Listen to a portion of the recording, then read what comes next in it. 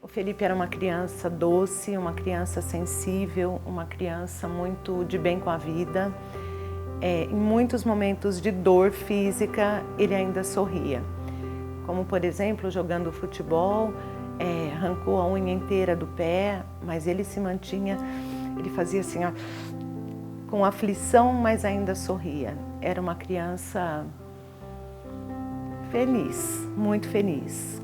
Jovem, ele foi mencionado pelos amigos como sendo um jovem que conseguia unir todos os outros, independente de nome de escola, ou de bairro, ou de qualquer coisa. Ele era amigo de todo mundo. Ele fez para os amigos também uma falta tão grande que foi referenciado a ele um rap que dizia: o mundo gira faltando uma peça, e essa peça é você, porque era a pessoa que conseguia integrar todo mundo. Infelizmente, a história se rompe aos 17, mas eu imagino que seria um homem sensacional.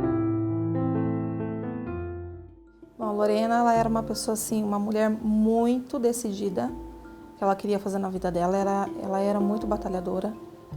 Ela morou um tempo, ela morou 8 anos em Curitiba, ela teve um outro relacionamento, ela morou 8 anos lá. E lá ela fez curso de socorrista, ela estava estudando para enfermagem. Aí depois não deu certo lá em Curitiba, ela veio para Santa Bárbara de volta. Chegando aqui, ela começou a trabalhar num supermercado, no União, e ela continuou fazendo enfermagem. Aí depois ela conheceu o Carlos, e eles tiveram um relacionamento. Nós éramos funcionários dessa empresa, né? Tinha os mesmos vendedores que continuam hoje, já trabalhavam para essa empresa.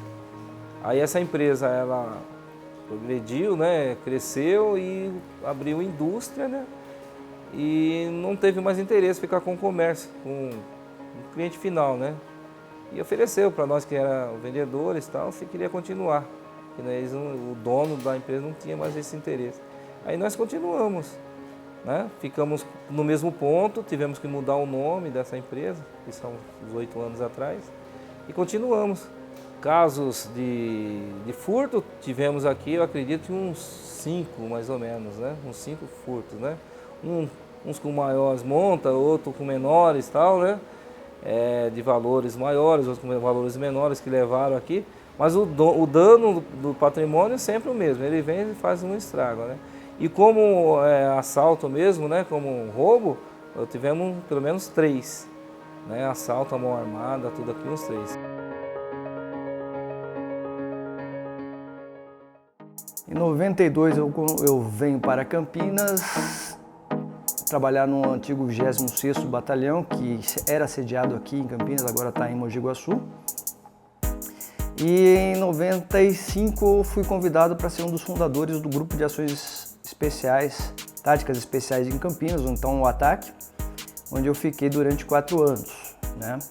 Era um grupo especializado em resgate de reféns, ameaças explosivas, rebeliões em presídios. Então foram 34 anos de atividades policiais, sempre procurei trabalhar na área operacional. Praticamente eu tive essa felicidade de estar o tempo todo cuidando de pessoas, né? É o país em que mais se morre policial, né?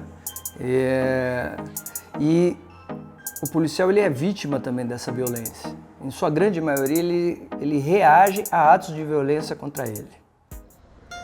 Sou Carlos Alberto Adão. Algumas pessoas me chamam de Adão, outras me chamam de Beto.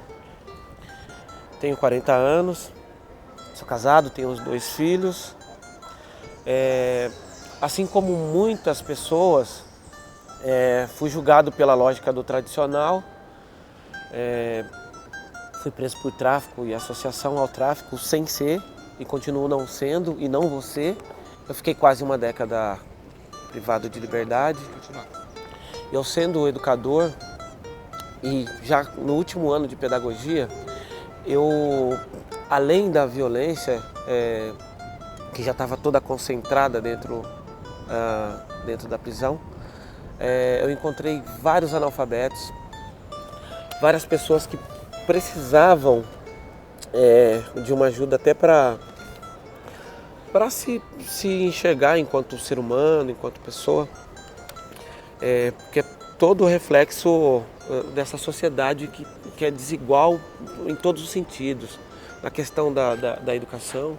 Então eu tive a oportunidade de conhecer algumas pessoas que não sabiam ler o próprio nome ou recebia carta e tinha que pedir para as outras pessoas para ler essas cartas. E aí eu vi uma grande oportunidade de poder alfabetizar esse povo. Na escola da vida e do mundo tem criança que mata para sobreviver. Violência é cotidiano, é um grande engano quem paga para ver. De que adianta presídio lotar? A violência é um ato que agride, né? Quer dizer, a violência é sempre uma relação entre duas ou mais pessoas, nas quais uns tentam impor pela força a vontade contra a vontade dos outros, né? E por isso elas usam da força. Então, a imposição arbitrária da vontade de uns contra os outros não é uma situação tranquila, não é uma situação confortável. É uma situação que causa indignação, que causa ressentimento, né, que causa reação, né? As pessoas podem até reagir violentamente ao fato de elas se sentirem agredidas, né? Então, eu diria que não é uma situação... O que acontece é que, em determinados cenários sociais, como a violência vai se transformando tão rotineira, tão cotidiana, e as medidas para contê-las não acontecem, as pessoas começam a achar que aquilo é normal e natural. E ele nunca foi assim, nunca conversou com a nossa família. Ele sempre ficou dentro do carro, nunca foi de falar oi, cumprimentar a gente, nada.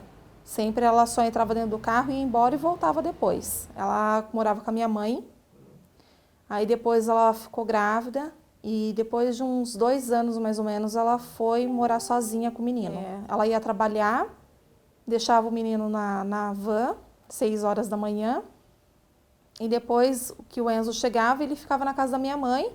Quando ela saía do serviço, ela passava na minha mãe, pegava o Enzo e voltava para a casa dela. É assim que era a rotina dela. Na segunda-feira, ele morreu numa terça-feira, dia 18 de maio. Na segunda-feira, eu tinha feito uma plástica no olho, inchou demais e eu não pude levá-lo à escola.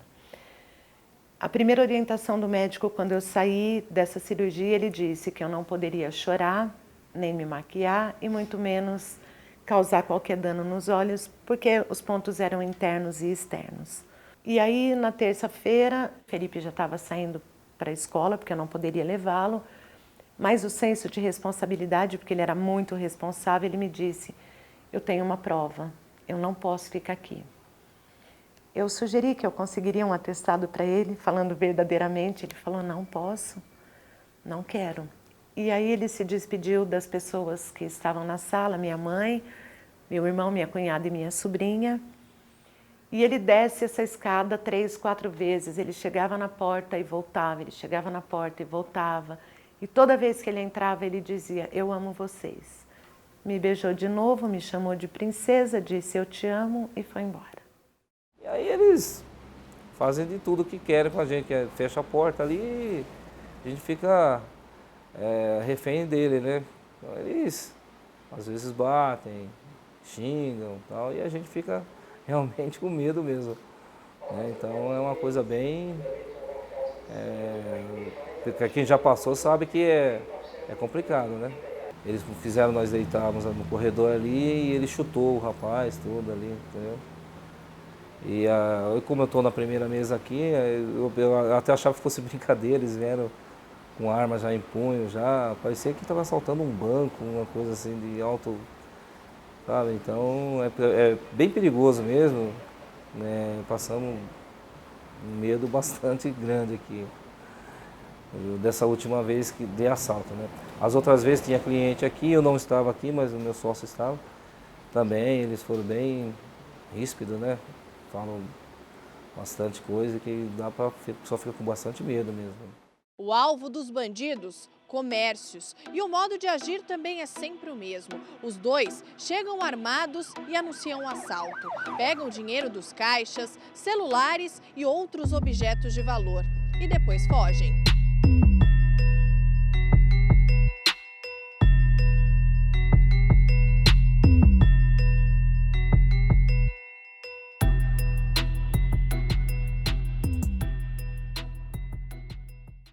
Então, aquele dia estava eu e ela de folga, foi dia 7 de setembro. Eu estava de folga e ela também. Daí a gente conversou um pouquinho, eu conversei com ela pelo celular, ela falou que ela estava bem. Ela conversou com a minha outra irmã, mais velha. Conversaram até umas 6 e pouco da tarde. E ela estava tudo bem, estava rindo, estava mandando vídeo, estava tudo bem aquele dia. A gente foi dormir, eu morava em outra casa. Foi 3 horas da manhã, minha irmã mais velha bateu no portão, na porta de casa, me chamando, pedindo para mim ajudar ela, que ela precisava conversar comigo. Eu falei assim, o que foi, Priscila? Ela falou assim, eu preciso que você abra o portão. Tava ela e meus 2 tios e uma tia minha. E ela estava chorando, desesperada. Eu falei assim, aconteceu alguma coisa com o pai e com a mãe? Ela falou assim, não. Eu falei assim, o que foi então? Ela falou assim, o Ribeiro matou a nossa irmã. Carlos Alberto Ribeiro, de 36 anos, saiu por uma porta lateral da delegacia. Ele estava encapuzado e sentou no banco de trás da viatura. O homem é cabo da Polícia Militar e se apresentou na 2ª Companhia de Santa Bárbara do Oeste, logo depois de ter matado a tiros Lorena Pessoa, de 29 anos. Os dois já haviam se relacionado e tinham um filho de 3 anos. O crime aconteceu na casa onde ela morava com a criança, na Vila Aparecida, em Santa Bárbara.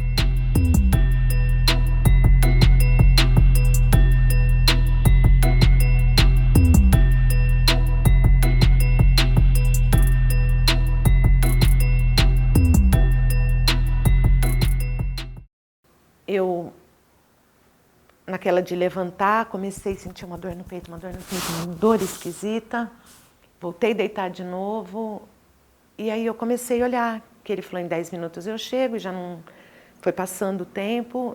E eu saí daqui, sentei na soleira da porta e estou aguardando e ligando no celular. As 2 primeiras vezes tocou até o fim. Na 3ª vez já dava caixa postal. Eu fiquei louca, porque aí foi passando 10, 11, meia-noite, resolvi acordar minha mãe e minha filha, e eu sentia que tinha acontecido alguma coisa, porque eu senti uma dor física no peito.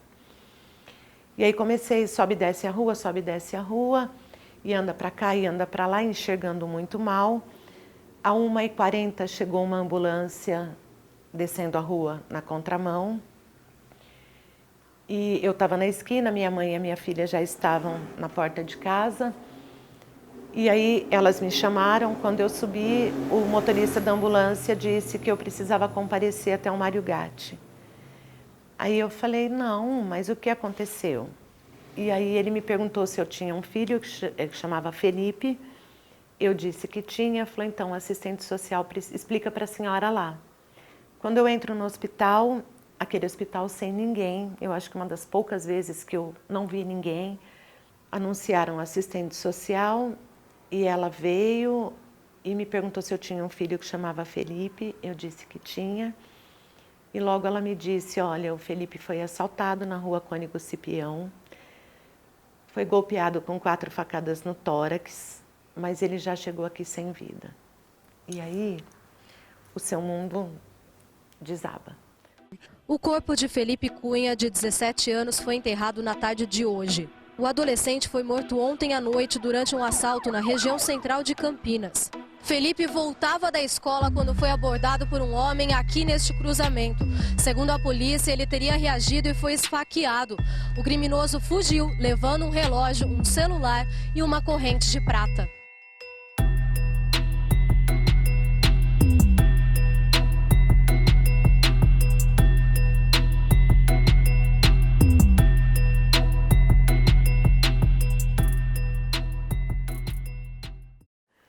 Cada um tem o tamanho de uma vela e o dia que a chama se apaga, não nos compete impedir isso, acontece e pronto. Mas que as famílias não sofressem, que as pessoas não perdessem a vida por nada, porque morrer por um celular, uma carteira com R$300 e uma corrente de prata é muito pouco, muito pouco.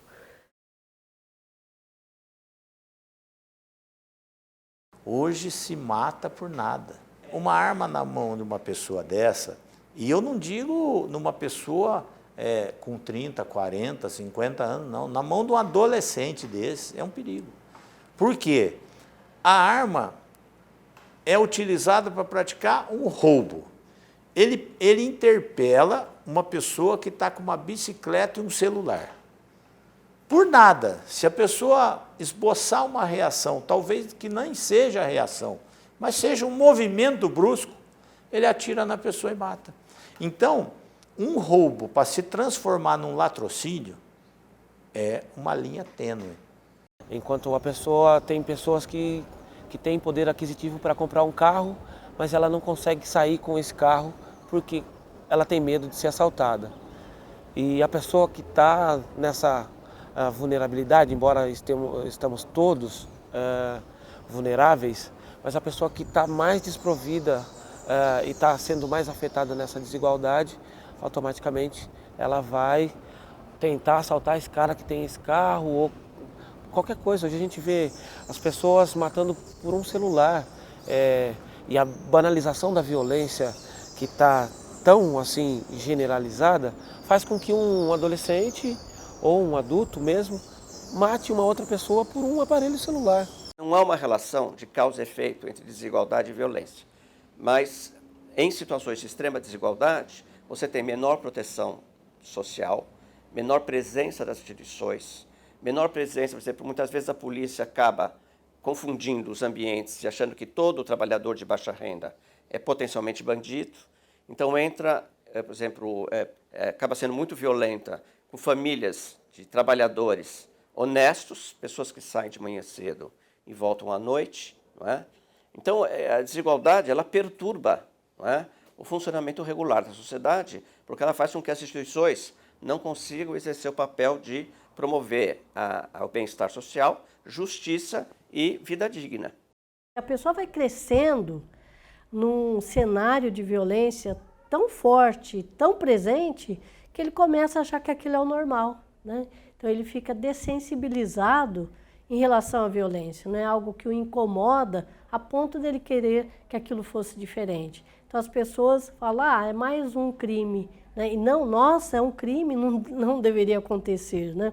Então as pessoas vão achando que isso é algo corriqueiro, né? Algo que não é assim de causar, né? Uma revolta nas pessoas. As pessoas falam da violência como se estivessem falando de um filme, de uma novela, né? De alguma coisa que nem parece que está ali tão presente na vida dela, né? E isso é muito perigoso, né? Porque as pessoas, quando se dessensibilizam, elas começam a agir de modo a banalizar tudo aquilo e não ver como algo que tem que ser combatido, que não pode ser aceito, que as pessoas têm que exigir que políticas públicas existam para prevenir, né, essa violência.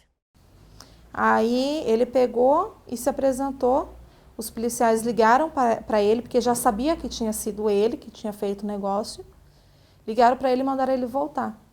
Na hora que ele voltou, ele se entregou, falou que ele fez isso mesmo. Aí no carro dele, que a gente também tem foto do laudo do carro dele, tinha mala com roupa, tinha cabide, tinha 3 pares de sapato, estava tudo cheio de terra, tinha outras cápsulas de arma lá, de munição dentro do carro. Então ele só não machucou mais porque acabou a munição dele, porque senão ele teria matado meu sobrinho também. Então eu tive uma ideia e resolvi então fazer uma passeata. 13 dias depois da morte dele, nós já tínhamos confeccionado 500 camisetas. Resolvemos então, foi um falando para o outro, fizemos a passeata e reunimos mais de 500 pessoas num tempo assim muito rápido, onde a minha felicidade foi não só ver os jovens, os quais o meu filho convivia ou conhecia, mas principalmente a presença de cada pai e cada mãe daquele jovem que ali se encontrava. Essa aqui é um dos primeiros furtos, essa aqui foi arrebentada, né? Tá vendo que a fechadura tem uma diferença de cor porque foi trocada essa fechadura. Eles conseguiram arrombar essa fechadura aqui. Não quebraram a porta, mas estouraram a fechadura, né? E essa porta aqui também, ela foi... Essas duas portas são novas, tá? As duas folhas eles arrebentaram com um pé de cabra, eles arrebentaram essas duas folhas aqui, tá? Você vê que agora colocamos 2 trincos em cima, 2 embaixo, que antes só tinha um em cima, um embaixo, colocamos mais 2 para dar uma segurança melhor, né?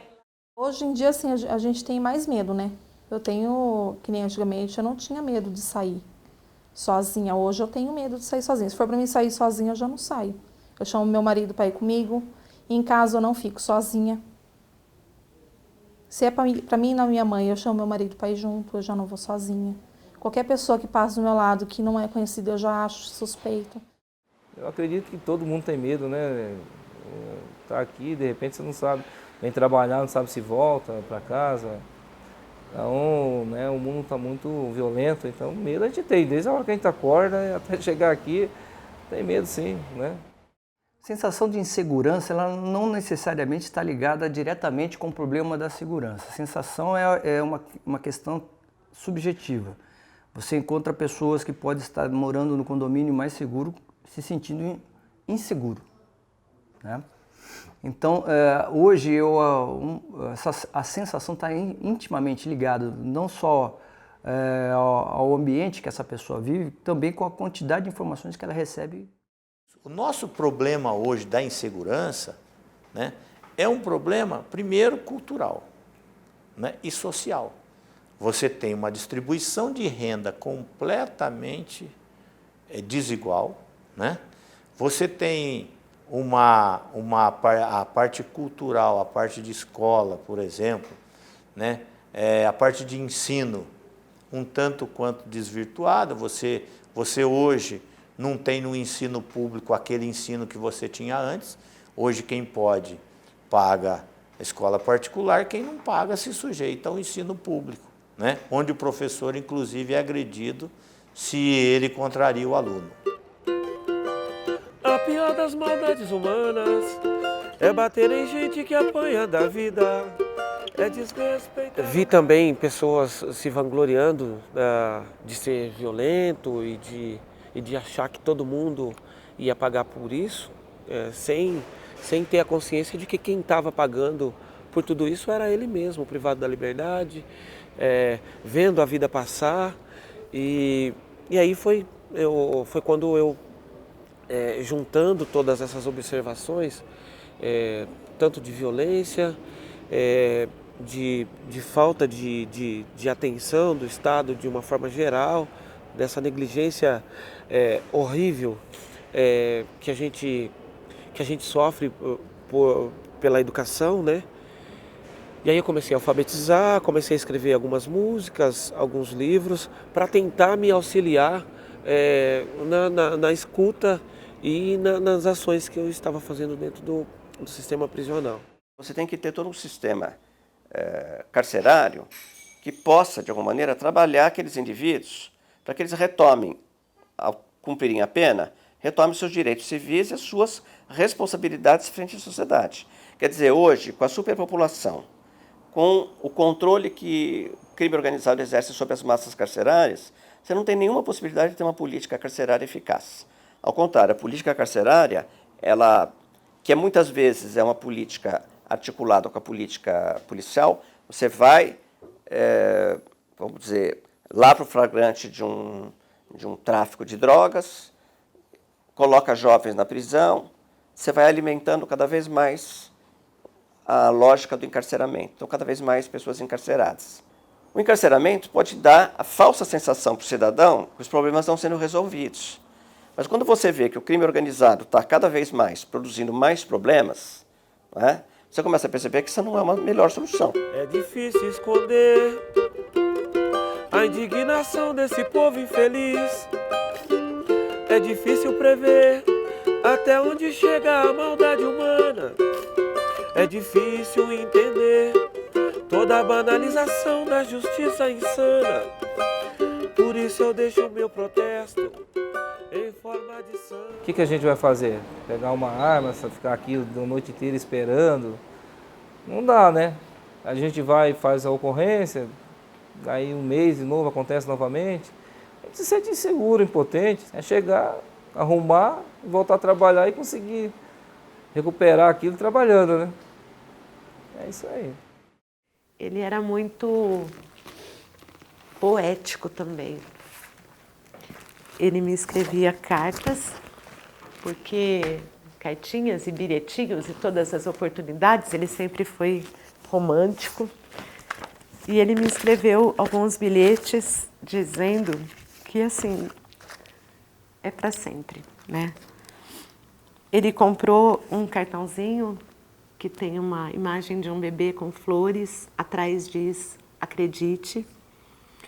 E um pouquinho antes, 10 dias antes de ele morrer, ele disse para eu acreditar em mim mesma e lembrar que tudo é possível. Eu não vou ler para vocês, mas é um texto lindo.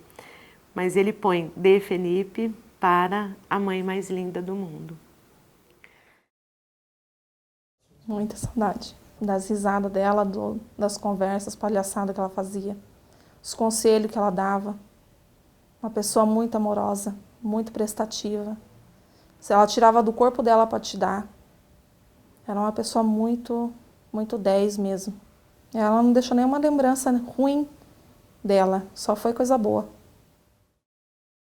Na verdade, para mim, foi como se fosse um laboratório, um tempo todo de estudo para chegar aqui fora, na grande sociedade, vamos dizer, e dar o troco, dizer que esse sistema é muito falho, e que uma pessoa cuidando de 400 ou de 300, que seja, isso não é meio de ressocializar ninguém, pelo contrário, é de cada vez mais despertar a ira dessas pessoas e ver o que a gente tá vendo aí. Infelizmente, a terceira maior massa carcerária mundial.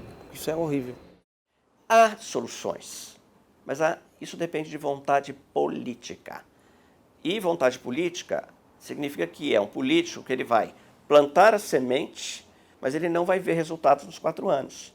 Porque esses resultados você só vê em 1 ou 2 gerações.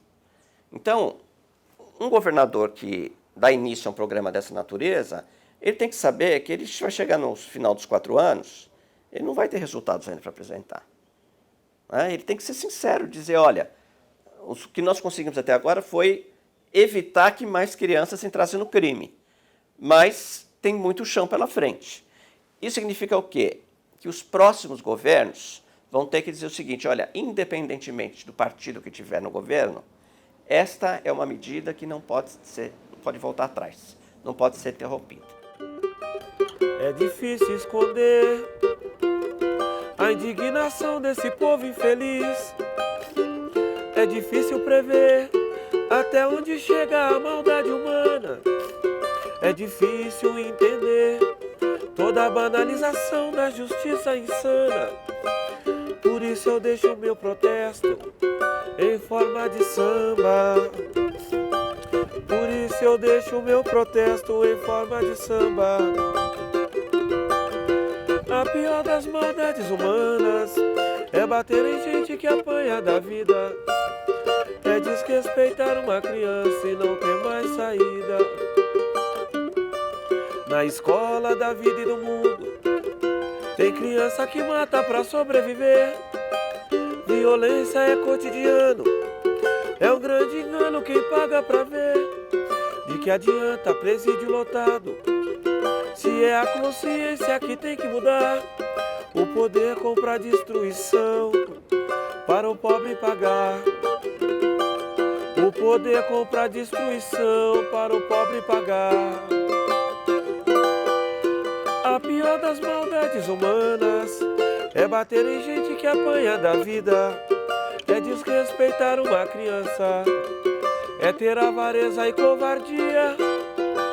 A pior das maldades humanas é bater em gente que apanha da vida. é desrespeitar uma criança e não ter mais saída. Saída porque a criança é o futuro da nação, né? Eu escuto isso desde quando sou criança.